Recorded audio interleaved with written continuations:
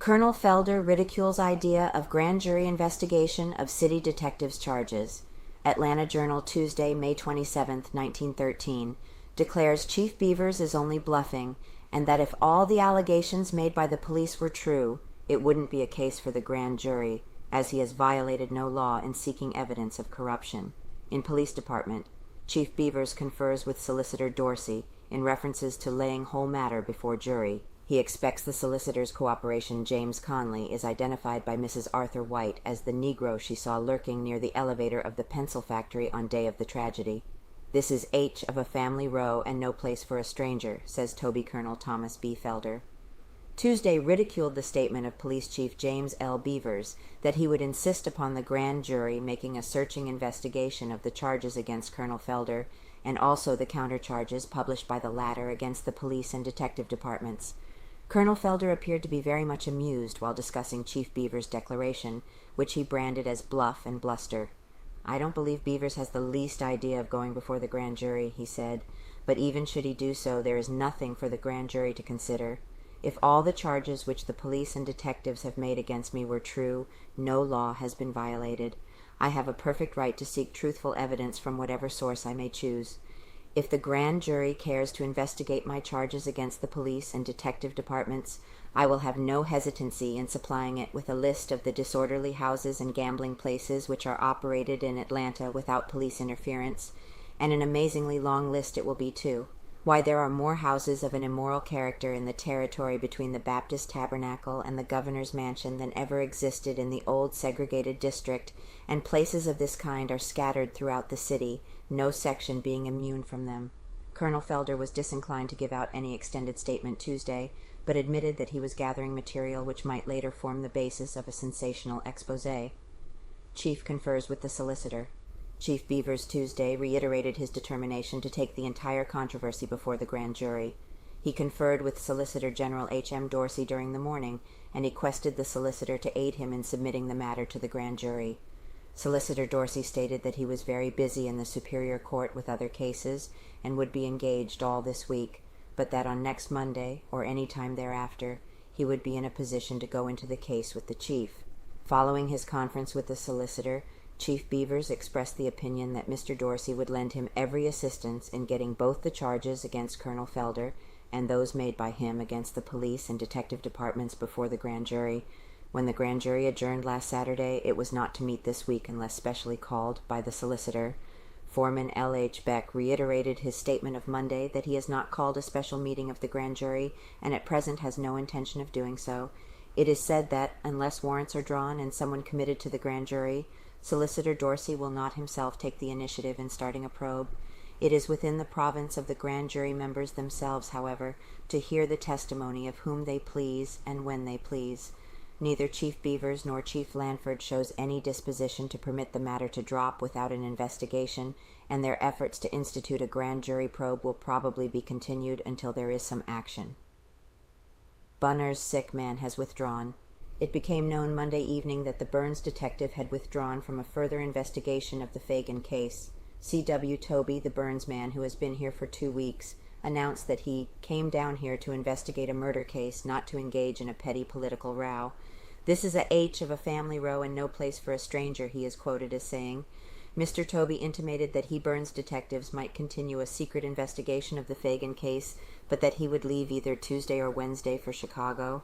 Tuesday morning, Carl Hutchison, a young lawyer connected with Colonel Felder's law firm, addressed an open letter to Police Chief Beavers and Detective Chief Lanford, in which he accuses them of permitting disorderly houses to operate on Ivy, Spring, Pryor, and other streets. Neither of the chiefs saw fit to make a detailed reply to Mr. Hutchison. Chief Beavers remarked that Mr. Hutchison was but a small cog in the gang machine, and that he did not care to dignify him with notice. Chief Lanford said, "I am too busily engaged with important matters to give time to a controversy with small fry like Mr. Hutchison. If he has evidence that disorderly houses are operating in Atlanta, he should submit it to the chief of police or to me. His complaints would receive the same careful attention as those of any other citizen." James Conley is identified. It was announced Tuesday morning by the city detectives that Mrs. Arthur White, wife of a machinist at the National Pencil Factory, had identified James Conley, the Negro sweeper, as closely resembling the strange Negro she saw lurking near the elevator in the factory shortly after noon of Saturday, April 26th, the day of the Fagan murder. Conley is the Negro who swears that on Friday, April 25th, he wrote 2 notes at the dictation of Superintendent Leo M. Frank, and that the notes he wrote were very similar to those published as having been found by the dead girl's body. Mrs. White, who it is admitted by several witnesses, including Frank himself, visited her husband on the 3rd floor of the factory between 12 noon and 1 p.m. on Saturday, April 26th, has consistently maintained that while ascending the factory stairs, she noticed a Negro man standing near the elevator. No other witness, not even Frank, who was in the office on the same floor as that where the Negro was alleged to have been, has stated that a Negro was in the factory at the hour named. At first it was thought that Mrs. White must have been mistaken. However, since Conley confessed to writing the notes, the detectives have laid more stress on Mrs. White's testimony. According to the detectives, Mrs. White has picked Conley from a dozen other Negroes and declared she believes him to be the Negro she saw near the elevator. Believe he wrote notes Saturday. This leads the detectives to believe that if Conley wrote the notes which he says he wrote, that he must have written them on Saturday instead of Friday. The Negro, however, sticks to his story that he wrote the notes on Friday about 1 o'clock. According to the several times corroborated testimony at the coroner's inquest, Arthur White and another machinist named Denham were at work on the 3rd floor of the pencil factory April 26th. Sometime between 12 and 1 o'clock, Mrs. White called to see her husband, and about 1 o'clock Frank came up and announced that he was going to lunch and would lock the door, that if Mrs. White wished to get out she had better do so then. Mrs. White left the factory ahead of the superintendent. White and Denham continued their work until after Frank returned from lunch about 3 o'clock, when they, too, left the factory. "Hell of a row," says Tobie. "This is a H of a family row and no place for a stranger," says C.W. Tobie of Chicago, criminal investigator for the Burns Agency, who is chucking up the job of getting more conclusive evidence against the murderer of Mary Fagan, who Tobie says he believes is Leo M. Frank, who has been indicted for the crime. Tobie, who has not yet left the city, intimates that probably Burns operators will take up the case if certain evidence, which he believes to be in existence, is not produced. Should the Burns people take up again or continue the work, he says, their investigation will be a secret one, not an open probe such as he has conducted. "I came down here," says Tobie disgustedly, "to investigate a murder case, not to engage in a petty political row. All of this stuff seems to have been brewing some time, and it has just now come to the surface. From the very first it has been repeatedly said that I was here to get further graft charges against the city police and detectives, and there has always been an undercurrent of sentiment against me and my work. Called in too late. In the first place, I was called in too late for the sort of a job it is. When I first heard of the Mary Fagan murder and was called on the job, I thought it was a fresh case. I came here 23 days late, and I found that the thing was being worked from many different angles, and that many of the witnesses had been interviewed by the solicitor's men, the Pinkerton man, the city detectives, and many newspaper reporters. Of course, they were tired of talking about the case, and I hesitated at asking them to tell their stories again, simply for the benefit of the Burns people.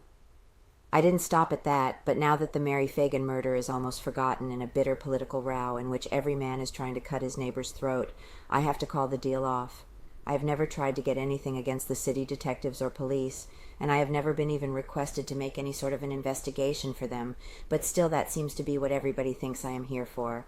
Work not blocked. Despite reports I have never found myself blocked by the city detectives, it is true that the people have gotten tired of telling their same stories over and over again, and that is all of the trouble I have experienced.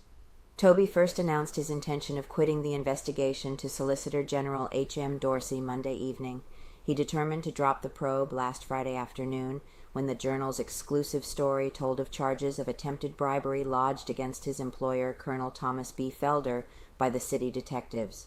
Tobie says that the presence here Monday of Dan P. Lahan, superintendent of the Burns Southern office, had nothing to do with his decision to quit the case. He says that he simply notified Mr. Lahan of his decision as a matter of courtesy. If I did continue the work on the Fagan matter, I would get credit for trying to expose the city detectives, and that I am not doing, says Tobie. May make secret probe.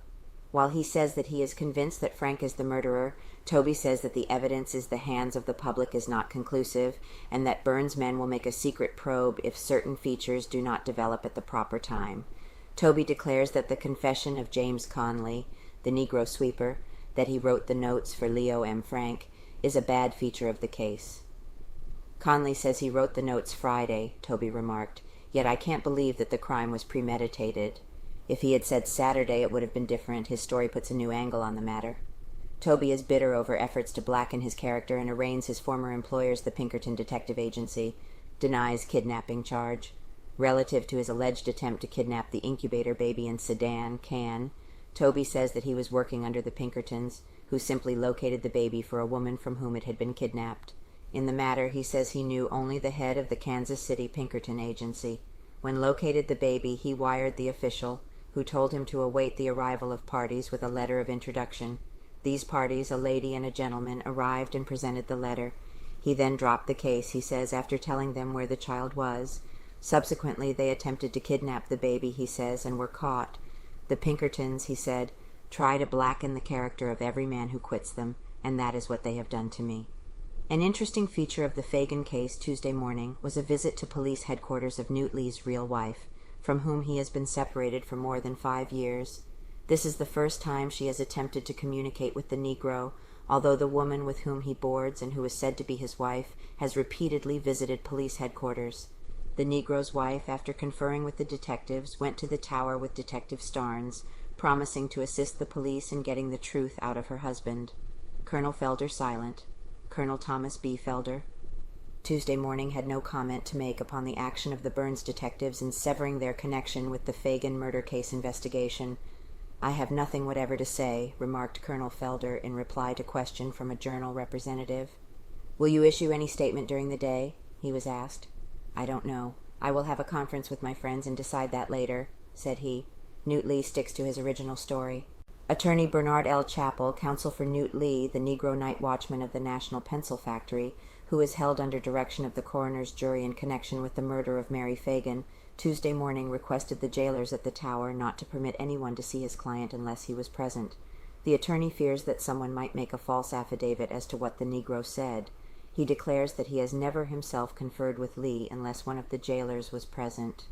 Lee has never varied from the story he told to the coroner's jury.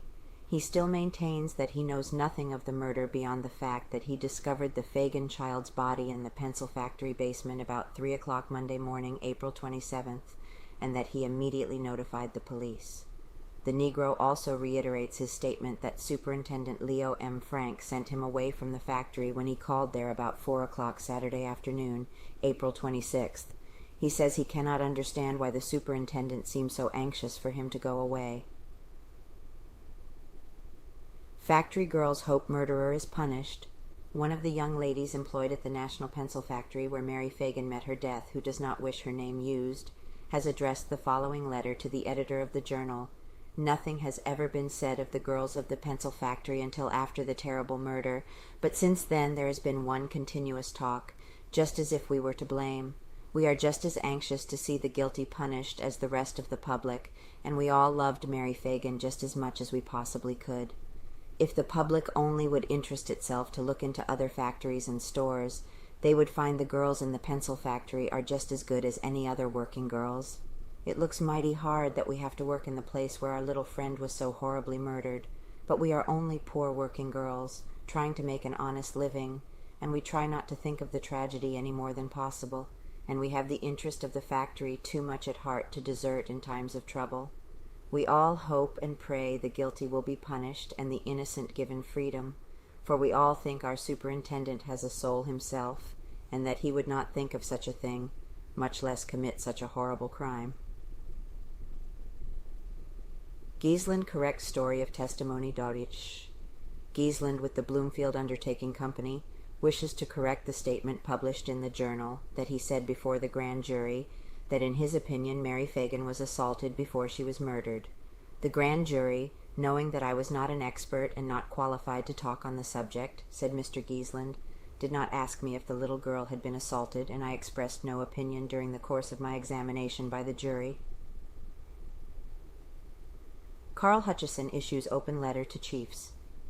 Carl Hutchison, a young attorney associated with the firm of Anderson, Whitman, and Dillon, has written the following open letter to Chief of Police James L. Beavers and Chief of Detectives N.A. Lanford, accusing them of permitting disorderly houses to operate on a number of streets in the city.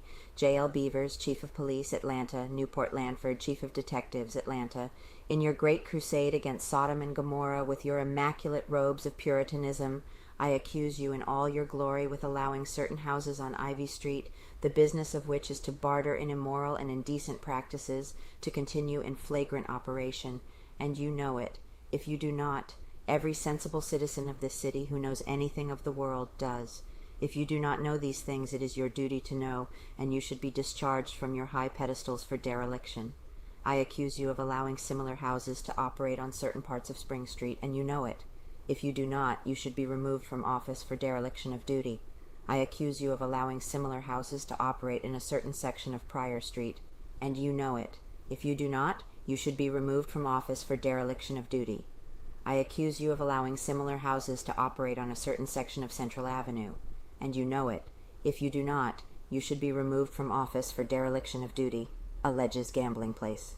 I accuse you of failing to take cognizance of a certain house in Ivy Street, to which I called your attention several weeks ago, where young men were inveigled to gamble away their money, the mistress thereof being the banker and the recipient of these ill-gotten gains, and you know it, and should be removed from office for dereliction of duty. I accuse you and numbers of your forces with being cognizant of these facts, and yet you, the great crusade leader, stand idly by and fold your lordly hands. I accuse you with allowing even yet low-class hotels in this city to exist and practice their nefarious games of lowly gain, and you know it, and should be removed from office for dereliction of duty. If you cannot turn up these places, there are hundreds of people who can. I can use infantile detective work and turn up dozens of them within a few days, and you know this can be done, and if you fail to get busy and continue to parade your great genius, you should be removed from office for dereliction of duty. Charges police protection. I accuse you with protecting these places because of your lax methods in keeping the houses within our midst closed, and you know it, and should be removed from office for dereliction of duty. I accuse you of closing Manhattan Avenue and converting our entire municipality into a red light district, and you know it, and unless you change conditions at once, you should be removed from office for dereliction of duty. I accuse you of retaining on your force men unfit to protect the decent citizens of Atlanta, and you know it, and should be removed from office for dereliction of duty. I accuse you of knowing where numbers of houses which exist by immoral practices are located, and you know it, and you should be removed from office for dereliction of duty. Do you think that the public will be hoodwinked forever? Do you know that the public is so gullible as to believe all of this bourgeois about the great work that you are continuing? Yes, you closed Manhattan Avenue, but what did you do for the remainder of the city? You and your bunch are very sore because you were unable to ferret out the Fagin murder, and you know it. When the Solicitor General called in outside aid, numbers of your hirelings were very much perturbed and became insanely jealous. That is why all of this hatched-up bunch of lies and slanders have been issued against Thomas B. Felder, whose shoes you are unworthy to untie, and you know it. I accuse you of retaining a large number of leather heads for detectives. Detectives? That is a joke, isn't it? And you know it, and you should be removed from office for allowing such an army of incompetents to work with your departments. You know, and I know that these fellows secure their offices through political pull and not through efficiency. They are Sherlock Holmeses when it comes to arresting blind tigers and Negro crap players, but beyond tat they would not know a clue if they saw it tagged. In the Fagin case, the newspaper men are the ones who turned up the first clues of any merit, and you know it, and should be ashamed of that crowd down there to allow the members of the Fourth Estate to put one over on you. But you know newspaper men have brains, and brains are required to make detectives. Now volley forth again your promulgation of purity, and tell the people of this great city what large men you are, and how you protect the citizenry of this great commonwealth. If you haven't the addresses of the houses to which I refer, call at my offices within 3 days, and I will give you a bunch of them. Friends of mine have advised me against printing this card. Some have feared for my life, but afraid of you and your crowd. Never. I am not afraid of anteing that lays down its firearms and comes at me like a man in fair play. Now lay on, Macduff, and damned be him who first cries, "Hold enough." Carl Hutchison. He's a little cog and gang machine, says Chief Small Fry Shooting Birdshot, smiled Chief of Police James L. Beavers, when told Tuesday morning of the open letter of Carl Hutchison attacking him and charging that he knowingly allowed disreputable houses to operate in certain sections of the city. Hutchison is just a little cog in the gang machine trying to divert attention from the real issue and is not worth answering, the police official said. Chief Beavers referred a Journal reporter to the record of the Henderson Hotel case and refused to comment further on Hutchison, who is an attorney associated with the firm of Felder, Anderson, Dillon, and Whitman. As a result of a raid on the Henderson Hotel in January and the arrest there of a man and woman, J.F. McFarland, who was represented by attorney Hutchison, preferred charges against 5 policemen, Sergeant G.C. Fain, officers S.H. Arrowood, J.F. Weichel, C.E. Williams, and J.E. McDaniels. Attorney Hutchison attacked the policemen who made the raid in statements at police court, and hearing of the charges against them was set for trial before the police commission. The case was reached, and Attorney Hutchison asked a postponement, saying that his client had been called out of the city. The case was postponed until the next regular meeting of the police commission 1 month later, and then neither Attorney Hutchison nor his client appeared to press the case. Secretary February acted under orders. Chief of Detectives Newport A. Lanford has issued the following statement fully explaining the connection of his secretary, G.C. February, with the Felder dictograph incident. When it became known that Mr. T.B. Felder was willing to try to bribe one of my men to get information in the Fagan case or anything else that might be in the department, Mr. Collier first approached me and told me that he had suggested February to Colonel Felder. I then called February into my office and the matter was explained to him and he was instructed to go ahead with negotiations. I was fully cognizant of every move, and Mr. February acted with my full authority and approval. Police do not believe Conley guilty of crime. The detectives laugh at the theory that James Conley, the Negro sweeper, who says that he wrote notes at Superintendent Frank's dictation, is guilty of little Mary Fagan's murder. In commenting on the matter, Chief of Detectives Lanford said Tuesday afternoon, "We are not entirely satisfied with the affidavit Conley has made, but we have never considered him in the light of a principal or a voluntary accomplice in the crime." E.F. Holloway, day watchman at the factory, says that he has always been suspicious of the Negro Conley. It was Mr. Holloway who caught the Negro washing what at first were supposed to be bloodstains from his shirt. Conley, Mr. Holloway says, often came down to the factory before it was time for him to go to work, and he would sit watching the girls employed at the factory as they came in. These circumstances, Mr. Holloway says, have made him regard the Negro with suspicion since the crime.